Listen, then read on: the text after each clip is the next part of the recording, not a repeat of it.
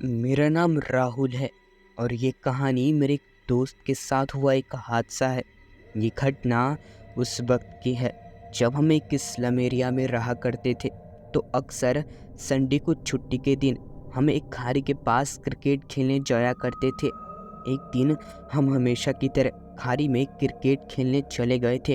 वो खाड़ी एक बहुत ही पुरानी खाड़ी थी जहाँ कुछ साल पहले नमक का उत्पादन किया जाता था, लेकिन पिछले कुछ सालों में वहाँ नमक बनना बिल्कुल बंद कर दिया गया था और तब से बच्चे उस जगह का उपयोग क्रिकेट खेलने के लिए किया करते थे। अब हम सभी सुबह 8 बजे से लेकर दोपहर करीब 12 बजे तक खेल रहे थे। नमकीली जगह होने की वजह से और गर्मी की वजह से वहाँ प्यास बार बार और बहुत तेज़ लगती थी। और उस रोज़ हम जो पानी साथ लेकर गए थे, दोपहर होते होते वो सारा का सारा पानी ख़त्म हो गया था। सभी बोतलें ख़त्म हो गई थी। तब मुझे और मेरे दोस्त अंकुश को बहुत तेज प्यास लगी थी। अब पानी के लिए हमारे पास दो ही रास्ते थे, या तो घर चले जाओ या फिर वहाँ पास ही कुछ 10 मिनट की दूरी पर एक सरकारी ऑफिस था जहाँ बाहर ही पानी की सीमेंट की टंकी थी। जाकर वहाँ से पानी लेकर आओ। तो मेरे दोस्त अंकुश ने कहा कि चलो वहीं चलते हैं, वहाँ से पानी भरकर भी ले आएंगे और पानी पीकर अपने हाथ मुंह भी धो लेंगे। तो अब प्यास तो मुझे भी बहुत ज़ोरों की लगी थी, तो मैं भी उसके साथ चल दिया। हम जब वहाँ जा रहे थे तो हमने देखा कि रास्ते के किनारे नींबू, नारियल और कोई फल वगैरह ऐसी चीज़ें उतार कर फेंकी हुई थी। अब जाहिर है कि जब कोई ऐसी नारियल, नींबू उतार कर फेंकता है तो उसका मकसद अच्छा नहीं होता। या तो वो किसी का बुरा करने के लिए होता है या फिर अपने आप को कुछ बुरा होने से बचाने के लिए होता है। तो अंकुश ने जब उन चीज़ों को देखा तो वो चलते चलते उनका मजाक उड़ाने लगा। ये आजकल के लोग भी ना किसी भी चीज में विश्वास रखते हैं। ये नींबू को पिन मारने से और नारियल को हल्दी कुमकुम लगाने से कुछ होता है क्या? मतलब कुछ भी। तो मैंने उससे कहा, अरे अपनी अपनी श्रद्धा की बात है। उसने वहीं के एक नींबू को लात मारते हुए कहा, अरे श्रद्धा नहीं, अंधश्रद्धा कहते हैं इसे। और हम वहाँ से आगे निकल गए। नीमू लुढ़कते हुए थोड़ा आगे चला गया, लेकिन अंकुश की इस हरकत से मैं थोड़ा डर गया था। ये भूत प्रेत की चीज़ों में आप यकीन करो ना करो, लेकिन डर तो लगता ही है। एक पल के लिए मैंने पलटकर पीछे देखा और पीछे सब कुछ ठीक लग रहा था। कुछ वक्त में ही हम उस सरकारी पानी की टंकी के पास पहुंच गए।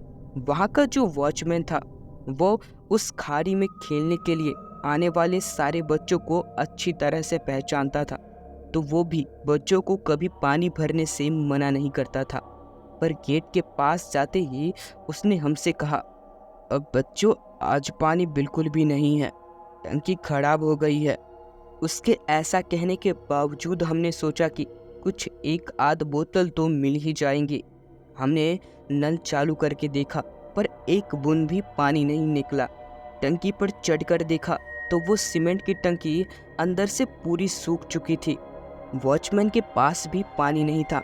उसने खुद उसके साथ वाले को पानी लाने के लिए कहीं भेज दिया था। आखिरकार हम निराश होकर वहाँ से वापस चल दिए। वापस जाते जाते अंकुश का ध्यान फिर से उन सब चीज़ों की ओर चला गया। वहाँ जगह जगह पर पिन लगे हुए नींबू, हल्दी कुमकुम से भरे नारियल, कई सारी काली कपड़े की गुड़िया, आटे के गोले और ना जाने कैसी कैसी चीज़ें रखी हुई थी। वो सब तंत्र मंत्र से बाधित थी। वो देखकर जाने अनजाने में मुझे बहुत डर लगने लगा था। असल में वो एक सुनसान इलाका था, हमारे स्लम एरिया से थोड़ा दूर, पर वो एक बहुत ही शांत जगह थी। वो सब देख मालूम होता था कि लोग अपनी काली इच्छाएं पूरे करने के लिए रात के वक्त इस जगह को इस्तेमाल किया करते होंगे। अब जैसे ही अंकुश ने उन चीज़ों को देखा, इस बार उसने हर चीज़ को पैरों से मारना और कुचलना शुरू कर दिया। कभी कोई नारियल उठाकर देखता तो कभी उसे दूर फेंक देता, कभी कानों के पास से हिलाकर देखता कि उसमें पानी है या नहीं। तो कभी नीमू को पैर से नीचे दबा देता, कभी किसी गुड़िया को पैर से मारकर हवा में उछाल देता। ऐसा करते करते उसने लगभग कई तंत्र मंत्र से बाधित उन चीज़ों को हाथ लगाया था। कई सारे नारियल तोड़कर देखे थे और कुछ खराब हो चुके थे, कुछ जो अच्छे थे उनमें से पानी निकालकर तक पी लिया था। उस वक्त मैं उसे बार बार ये समझा रहा था कि अंकुश, तू पागल हो गया है। ऐसे करने से अच्छा है तू घर चल, जितना चाहे उतना पानी पी, पर ऐसा मत कर। लेकिन अंकुश कहाँ किसी की मानने वाला था। वो अपनी ही दुनिया में व्यस्त था और आखिरकार ऐसी चीज़ों को मारते मारते उछालते हुए अंकुश एक जगह पर धड़ाम से नीचे बैठ गया, आंखों को बंद करके बैठा हुआ था। मैंने अंकुश को देखा तो वो बस अपनी आंखों को बंद करके बैठा हुआ था। वो कुछ वक्त तक हिला तक नहीं। तो मैंने कहा, अंकुश, क्या हुआ है तुझे? अंकुश फिर भी एकदम चुपचाप बैठा हुआ था। मैंने फिर कहा, अंकुश, क्या पागलपंती है? अब तो तू हद से आगे जा रहा है। यहाँ बैठना खतरे से खाली नहीं है। मेरी वो बात सुनकर अंकुश ने 3-4 बार अपनी गर्दन को गोल गोल घुमाया और फिर अपनी दोनों आंखों को मुझ पर रोकते हुए वो मुझे घूरने लगा। इस बार मुझे उसकी हरकत देख उस पर शक हुआ कि ये कुछ अजीब बर्ताव कर रहा है। मैंने फिर उसे आवाज़ नहीं दी, सोचा कि हाथ से उठाकर देखता हूँ। मैं अपना हाथ उसकी ओर बढ़ाने ही लगा था कि अपनी आंखों को उसने बड़ा बड़ा कर वो गोल गोल घुमाने लगा। मैंने अपने हाथ को वापस पीछे ले लिया और उससे कहा, अंकुश, पागलपन मत कर। हाँ, मैं जानता हूँ तू मुझे डराने के लिए ये सब कर रहा है ना। तो पहली बार अंकुश ने मेरी बात का हंसते हुए जवाब दिया, तुझे किसने कहा कि मैं अंकुश हूँ? मैं अंकुश नहीं हूँ। यहाँ कोई अंकुश नहीं है, बस मैं हूँ, मैं। और उस आवाज़ को सुन के मैं समझ गया कि अभी तक अंकुश ने जो कुछ भी किया था वो सब अंकुश को भुगतने की बारी आ चुकी है। मैंने बिना कुछ कहे पीछे मुड़ा, सोचा कि अब दौड़कर ही जाकर दोस्तों को बताना होगा, वही कुछ कर सकते हैं। मैंने ये सोचा ही था कि फिर उसने कहा, तेरे दोस्त मेरा कुछ नहीं बिगाड़ सकते। अब यहाँ से अंकुश नहीं, सिर्फ अंकुश की लाश जाएगी, लाश। इस बार तो मेरी हालत और भी खराब हो गई और मैं चीखते चिल्लाते हुए वहाँ से भाग खड़ा हुआ। मैंने जाकर क्रिकेट खेल रहे मेरे दोस्तों को वो सारा किस्सा सुनाया कि अंकुश के साथ वहाँ क्या हुआ है। पहले तो सब मुझ पर हंसने लगे, किसी किसी को तो मजाक भी लगा, लेकिन जब एक एक कर सब वहाँ गए तो देखा कि सच में अंकुश पर किसी प्रेत का साया चढ़ चुका है। उस दिन अंकुश वहाँ के लोगों के लिए मजाक बन चुका था। अंकुश बस उस नमकीले मैदान के आसपास यहाँ वहाँ पागलों की तरह घूम रहा था, लेकिन उस जगह को छोड़कर कहीं नहीं जा रहा था।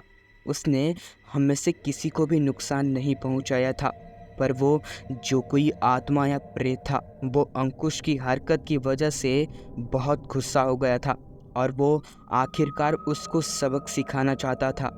अब हमारे पास एक आखिरी रास्ता था कि अंकुश के घर जाकर सब कुछ सच सच बताना होगा। तो हम सब दोस्त उसके घर चले गए और उनको वहाँ मैदान में जो कुछ भी हुआ वो सब सच बताया। कुछ ही मिनट में उसके घर वाले भी उस मैदान में पहुँच गए। जब उन्होंने अंकुश को देखा तो घर वाले को देख अंकुश यहाँ वहाँ भागने लगा।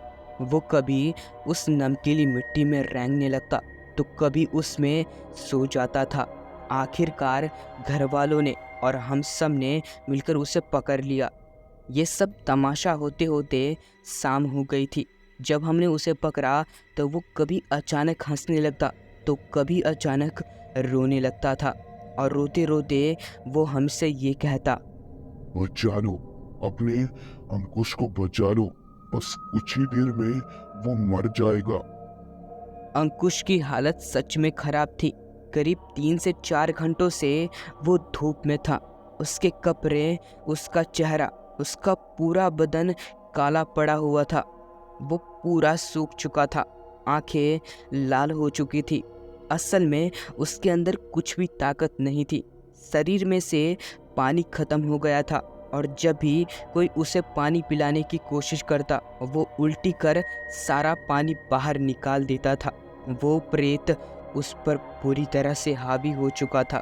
अब वो हालत ऐसी थी कि उसे हॉस्पिटल भी ले जाना जरूरी था, लेकिन उस पर जो प्रेत आत्मा सवार थी उसे भी उतारना सबसे ज़रूरी था।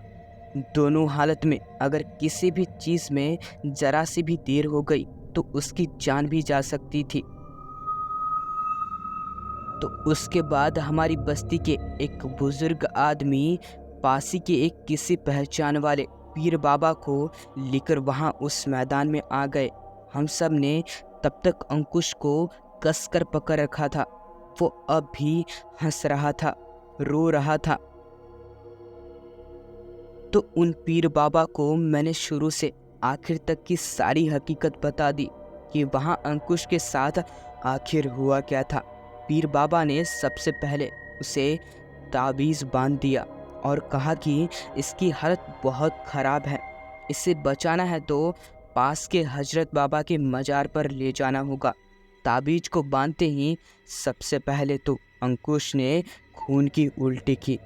तब उन पीर बाबा ने बताया कि अगले कुछ घंटों में इसको बचाया नहीं गया तो इसकी मौत पक्की है। इसने आज जो भी किया है ये उसी का सज़ा है। मैं अंकुश के परिवार के साथ ही सब जगह घूम रहा था क्योंकि मैं अकेला था जिसने अपने आँखों से वो सब देखा था।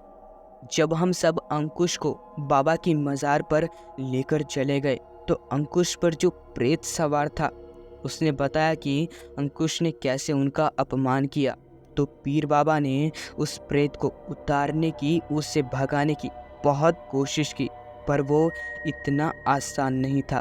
जब भी वो प्रेत अंकुश के शरीर से बाहर निकलने लगता उससे बहुत तकलीफ होती थी।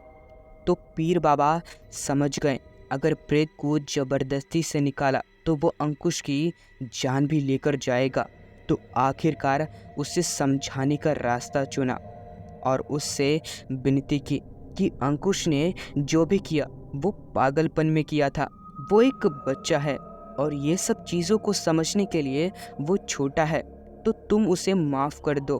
अंकुश के अंदर जो शायद प्रेत आत्मा थी वो जितनी बुरी थी उतनी ही दयावान भी थी। पीर बाबा के समझाने के बाद और अंकुश के घर वालों की माफ़ी मांगने के बाद अंधेरा होने से कुछ ही मिनट पहले वो आत्मा अंकुश के शरीर को छोड़कर बाहर निकल गई। अब प्रेत आत्मा तो अंकुश के शरीर से बाहर निकल गई थी, लेकिन अंकुश की जान को अभी भी खतरा था क्योंकि उसकी हालत इतनी ख़राब थी कि अब भी उसका बचना मुश्किल लग रहा था। लेकिन उसके घर वालों ने पहले ही एम्बुलेंस का इंतज़ाम कर दिया था। भूत उतरते ही उसे जल्द से जल्द हॉस्पिटल भेज दिया गया। वो लगभग 2 हफ्तों तक एक अस्पताल में एडमिट था और उसके बाद जब वो ठीक हुआ तो वो सदमे में चला गया था। उस सदमे से उभरने के लिए उसे करीबन 6 से 7 महीने लग गए, लेकिन उस हादसे के बाद फिर कभी भी वो हमारे साथ खेलने नहीं आया। तो दोस्तों, आज थी ये कहानी। आपको कैसा लगा ये कहानी हमें कमेंट सेक्शन में ज़रूर बताइएगा। अगर आप हमारे चैनल पर नए हैं तो याद से हमारे चैनल को सब्सक्राइब कर लीजिएगा, क्योंकि मैं आपके लिए ऐसी कहानियाँ लेकर आता रहता हूँ। अपना ख्याल रखिएगा।